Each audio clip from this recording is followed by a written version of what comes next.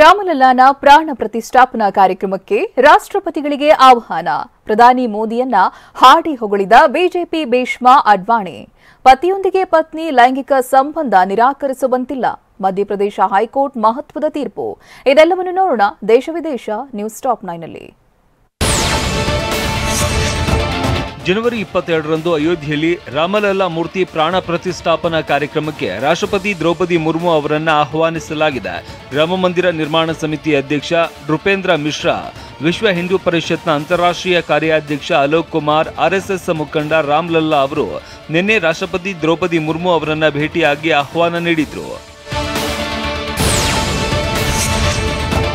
ಜನವರಿ 22ರಂದು ಅಯೋಧ್ಯೆಯಲ್ಲಿ ರಾಮಲಲ್ಲಾ ಮೂರ್ತಿ ಪ್ರಾಣ ಪ್ರತಿಷ್ಠಾಪನೆ ಬಹಳ ಹೆಮ್ಮೆಯ ವಿಚಾರವಾಗಿದೆ ಅಂತ ಮಾಜಿ ಉಪ ಪ್ರಧಾನಿ ಬಿಜೆಪಿಯ ಹಿರಿಯ ನಾಯಕ ಎಲ್.ಕೆ. ಅಡ್ವಾಣಿ ಹೇಳಿದ್ದಾರೆ. ಶ್ರೀರಾಮ ಮಂದಿರ ನಿರ್ಮಾಣಕ್ಕಾಗಿ ನಾನು ರಥಯಾತ್ರೆ ಮಾಡಿದ್ದೆ ಅಷ್ಟೇ. ಆದರೆ ಶ್ರೀರಾಮ ಮಂದಿರ ನಿರ್ಮಾಣವಾಗ್ತಾ ಇರೋದು ಪ್ರಧಾನಿ ನರೇಂದ್ರ ಮೋದಿ ಅವರ ಆಡಳಿತದಲ್ಲಿ. ಶ್ರೀರಾಮಚಂದ್ರನೇ ನರೇಂದ್ರ ಮೋದಿಯನ್ನ ಆಯ್ಕೆ ಮಾಡಿಕೊಂಡಿದ್ದಾನೆ. ಅಯೋಧ್ಯೆಯಲ್ಲಿ ಶ್ರೀರಾಮ ಮಂದಿರ ಲೋಕಾರ್ಪಣೆ ಆಗ್ತಾ ಇರೋದು ಸಂತಸ ಅಂತ ಎಲ್.ಕೆ. ಅಡ್ವಾಣಿ ಅಭಿಪ್ರಾಯಪಟ್ಟಿದ್ದಾರೆ. ಲೋಕಸಭೆ ಚುನಾವಣೆಗೆ ಸ್ಥಾನಗಳ ಹಂಚಿಕೆ ಕುರಿತಂತೆ ಇಂಡಿಯಾ ಮೈತ್ರಿಕೂಟದ ನಾಯಕರು ದೆಹಲಿಯಲ್ಲಿ ಇವತ್ತು ಸಭೆ ನಡೆಸಲಿದ್ದಾರೆ. ವರ್ಚುವಲ್ ಮೂಲಕ ನಡೆಯುವ ಮೀಟಿಂಗ್ನಲ್ಲಿ 14 ಪಕ್ಷಗಳ ನಾಯಕರು ಪಾಲ್ಗೊಳ್ಳಲಿದ್ದಾರೆ. ಇವತ್ತು ಬೆಳಗ್ಗೆ 11:30ಕ್ಕೆ ಸಭೆ ನಡೆಯಲಿದೆ. ತಮ್ಮ ಆರೋಗ್ಯ ಸ್ಥಿತಿ ಕುರಿತು ಎದ್ದಿರುವ ವದಂತಿಗಳಿಗೆ ತಮಿಳುನಾಡು ಮುಖ್ಯಮಂತ್ರಿ ಎಂ.ಕೆ. ಸ್ಟಾಲಿನ್ ತೆರೆ ಎಳೆದಿದ್ದಾರೆ. ನಾನು ಆರಾಮಾಗಿದ್ದೇನೆ, ಜನರು ಸುಳ್ಳು ಸುದ್ದಿಗಳಿಗೆ ಕಿವಿ ಕೊಡಬೇಡಿ. ತಮಿಳುನಾಡು ಜನತೆಗಾಗಿ ದುಡಿಯೋದಕ್ಕೆ ನಾನು ಸದಾ ಸಿದ್ಧ ಅಂತ ಸ್ಟಾಲಿನ್ ಹೇಳಿದ್ದಾರೆ. ಈ ಕುರಿತು ಪ್ರಕಟಣೆ ಹೊರಡಿಸಿರುವ ಸ್ಟಾಲಿನ್, ನನ್ನಿಂದ ಏನ್ ತಪ್ಪಾಗಿದೆ ಅಂತ ಈ ರೀತಿಯ ಸುದ್ದಿಗಳನ್ನ ಹಬ್ಬಿಸಲಾಗ್ತಾ ಇದೆ. ನನ್ನ ಆರೋಗ್ಯ ಸ್ಥಿರವಾಗಿದೆ ಅಂತ ಸ್ಪಷ್ಟಪಡಿಸಿದ್ದಾರೆ. ಜನವರಿ 14ರಿಂದ ಆರಂಭವಾಗಲಿರುವ ಭಾರತ್ ಜೋಡೋ ನ್ಯಾಯ ಯಾತ್ರೆಯನ್ನ ನ್ಯಾಯಕ್ಕಾಗಿ ಹೋರಾಡ್ತಾ ಇರುವವರು ವೇದಿಕೆಯಾಗಿ ಬಳಸಿಕೊಳ್ಳಬೇಕು ಅಂತ ಕಾಂಗ್ರೆಸ್ ನಾಯಕ ರಾಹುಲ್ ಗಾಂಧಿ ಕರೆ ನೀಡಿದ್ದಾರೆ. ಮಣಿಪುರದಿಂದ ಜನವರಿ 14ರಂದು ಆರಂಭವಾಗಲಿರುವ ಯಾತ್ರೆ ಹಿನ್ನೆಲೆಯಲ್ಲಿ ಸಂಘಟನೆಗಳು ಹಾಗೂ ಜನಪರ ಚಳುವಳಿಗಳ ಪ್ರತಿನಿಧಿಗಳ ಜೊತೆಗೆ ನಡೆಸಿದ ಸಂವಾದದಲ್ಲಿ ರಾಹುಲ್ ಗಾಂಧಿ ಹಲವು ವಿಚಾರಗಳನ್ನು ಹಂಚಿಕೊಂಡಿದ್ದಾರೆ.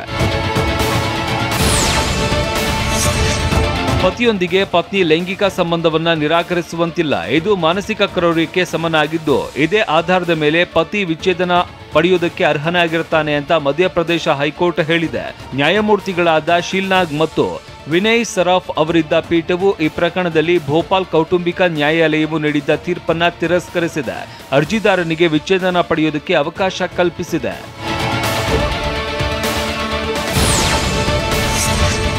ಭಾರತ ಶುಕ್ರವಾರ ಒಡಿಶಾ ಕರಾವಳಿಯಲ್ಲಿ ಹೊಸ ತಲೆಮಾರಿನ ಆಕಾಶ್ ಎನ್ಜಿ ಕ್ಷಿಪಣಿಯ ಹಾರಾಟ ಪರೀಕ್ಷೆಯನ್ನು ಯಶಸ್ವಿಯಾಗಿ ನಡೆಸಿದೆ. ಈ ಮೂಲಕ ದೇಶದ ಸೇನಾ ಸಾಮರ್ಥ್ಯಕ್ಕೆ ಮತ್ತಷ್ಟು ಬಲ ದೊರೆತಂತಾಗಿದೆ. ಇವತ್ತು ಬೆಳಗ್ಗೆ 10:30ಕ್ಕೆ ಚಾಂಡೀಪುರದಿಂದ ಹೊಸ ತಲೆಮಾರಿನ ಆಕಾಶ್ ಎನ್ಜಿ ಕ್ಷಿಪಣಿಯ ಯಶಸ್ವಿ ಪರೀಕ್ಷಾರ್ಥ ಹಾರಾಟ ನಡೆಸಿತು.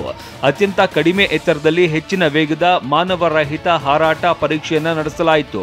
ಪರೀಕ್ಷಾರ್ಥ ಹಾರಾಟದ ವೇಳೆ ಕ್ಷಿಪಣಿಯ ಶಸ್ತ್ರಾಸ್ತ್ರ ವ್ಯವಸ್ಥೆಯಿಂದ ಗುರಿಯನ್ನ ಯಶಸ್ವಿಯಾಗಿ ತಡೆದು ನಾಶಪಡಿಸಲಾಯಿತು. ಆಮ್ ಆದ್ಮಿ ಪಕ್ಷ ಅಭ್ಯರ್ಥಿಗಳಾದ ಸಂಜಯ್ ಸಿಂಗ್, ಸ್ವಾತಿ ಮಲಿವಾಲ್ ಮತ್ತು ಎನ್.ಡಿ. ಗುಪ್ತಾ ಅವರು ರಾಜ್ಯಸಭಾ ಸದಸ್ಯರಾಗಿ ಅವಿರೋಧವಾಗಿ ಆಯ್ಕೆಯಾಗಿದ್ದಾರೆ. ಈ 3 ಅಭ್ಯರ್ಥಿಗಳು ಜನವರಿ 8ರಂದು ರಾಷ್ಟ್ರ ರಾಜಧಾನಿಯಲ್ಲಿ ರಾಜ್ಯಸಭೆ ಚುನಾವಣೆಗೆ ತಮ್ಮ ನಾಮಪತ್ರವನ್ನ ಸಲ್ಲಿಸಿದ್ರು. ಆಮ್ ಆದ್ಮಿ ಪಕ್ಷ ಸಂಜಯ್ ಸಿಂಗ್ ಮತ್ತು ಎನ್.ಡಿ. ಗುಪ್ತಾ ಅವರನ್ನ 2ನೇ ಅವಧಿಗೆ ಆಯ್ಕೆ ಮಾಡಿದ್ದು, ದೆಹಲಿ ಮಹಿಳಾ ಆಯೋಗದ ಮಾಜಿ ಅಧ್ಯಕ್ಷೆ ಸ್ವಾತಿ ಮಲಿವಾಲ್ ಅವರನ್ನ ಮೊದಲ ಬಾರಿಗೆ ರಾಜ್ಯಸಭೆಗೆ ಕಳುಹಿಸಿದೆ.